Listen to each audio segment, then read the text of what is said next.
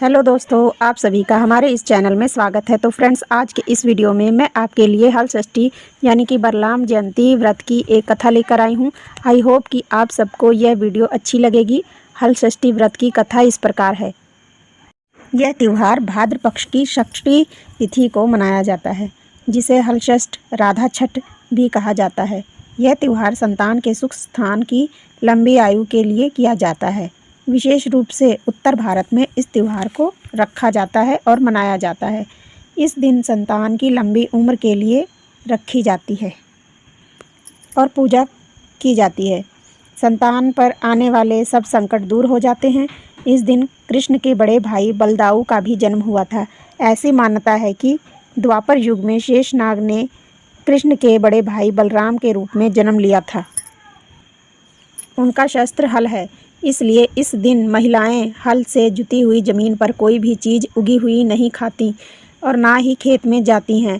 इस दिन वही स्त्रियां व्रत रखती हैं जिनके पुत्र होता है। इस व्रत को रखने में संतान की बड़ी प्राप्ति होती है। आज के समाज में सब कोई रख सकती हैं, जिनके पुत्र हो या पुत्री हो। इस दिन दीवाल पर गोबर से गणेश, लक्ष्मी, शिव पार्वती सबके चित्र बनाए जाते हैं।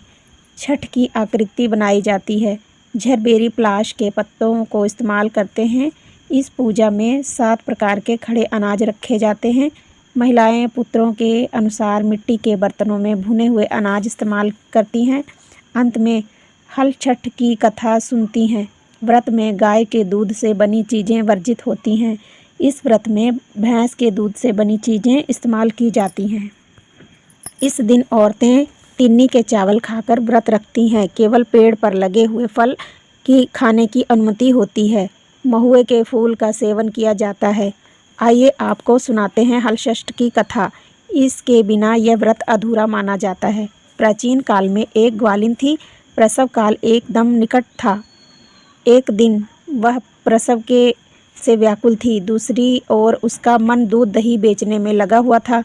उसने सोचा कि अगर प्रसव हो गया तो सब कुछ रखा रहेगा। वही सोचकर वह दूध दही के घड़े सर पर रखे और बेचने चल दी।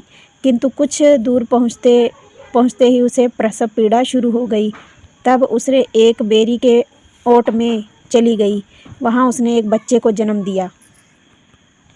फिर उस बच्चे को वहीं छोड़कर दूध दही बेचने चली गई। उसी दिन हलषष्ठी का व्रत था। उसने क्या किया, गाय के दूध में भैंस का दूध मिलाकर बेचा, जो उसे नहीं करना था। उधर जहाँ पर औरतों ने अपने बच्चों को छोड़ा था, वहीं खेत में किसान हल चला रहा था।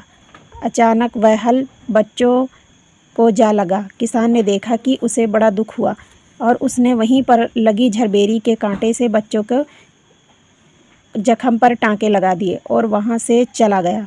जब औरत लौटकर आई तो उसने देखा कि यह औरत तो समझ गई कि यह मेरी करनी का फल है। मैंने सबसे झूठ बोलकर दूध बेचा है, इसलिए मेरे बच्चों की यह हालत और दुर्दशा हो गई है। मुझे जाकर गांव वालों को सारी बात सच बतानी चाहिए। यह सोचकर उस गांव में पहुंची और जहां उसने दूध दही को बेचा था, अब वह गली गली जाकर घूमकर अपनी कारनामों को बताने लगी। सभी औरतों ने दया खाई और उसे क्षमा कर दिया। सभी औरतों ने आशीर्वाद दिया। जब वहां झरबेरी के पास पहुंची तो उसने देखा कि उसका पुत्र जीवित अवस्था में पड़े हैं। उसने झूठ बोलने को ब्रह्म हत्या के समान समझा और झूठ ना बोलने का प्रण किया।